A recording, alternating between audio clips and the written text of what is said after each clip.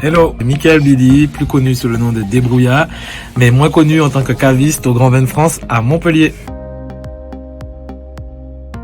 J'essaie de lire un peu, je fais de la musique, j'en profite, je cuisine pas mal, sans oublier bien sûr de goûter de nouvelles cuvées.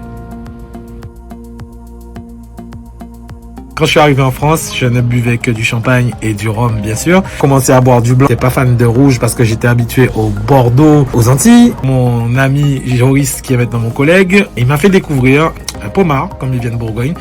Un vin rouge de Bourgogne, fait à base de pinot. Je me retrouve avec un vin rouge hyper transparent, très clair, avec des arômes de cerise griotte, des arômes de framboise et surtout très léger sur la finesse. Et je me suis dit, waouh, on peut faire ça aussi avec du vin rouge.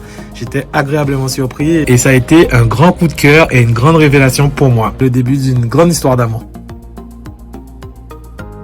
Et pour moi, ce serait sans hésitation la coulée de Séran en appellation Savenière Coulée de Séran de chez Nicolas Joly, qui est le seul à pouvoir faire cette appellation d'ailleurs. Un chenin 100% de la rive droite de la Loire, qui est un domaine qui est un des pionniers de la biodynamie, donc très peu d'intrants. On sera sur des arômes de fruits à chair blanche bien mûrs, beaucoup d'arômes d'oxydation. Il y a moyen de faire des accords mets-vins assez intéressants. On est sur un chenin magnifique, vraiment exceptionnel et qui peut vieillir de très longues années.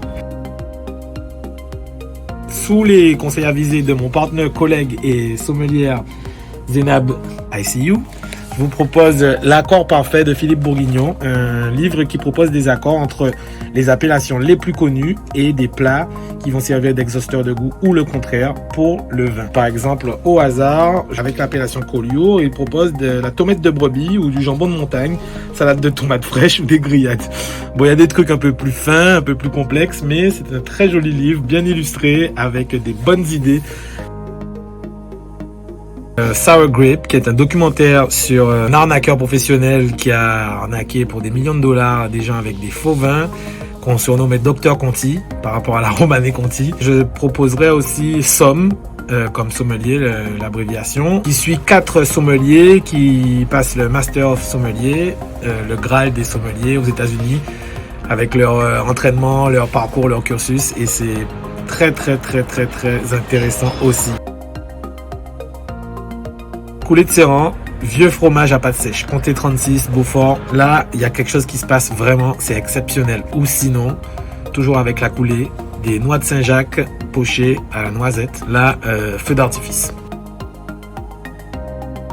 Connaître ses produits, connaître sa clientèle et être surtout, avant tout, passionné. Être caviste indépendant, c'est comme faire de la musique en indépendant. Donc s'il fallait définir avec un mot, je dirais libre. Un apéro de folie où chacun amènera des belles quilles. On puisse se retrouver et déguster. On n'attend pas le confinement pour ouvrir ce genre de bouteille. Belle journée.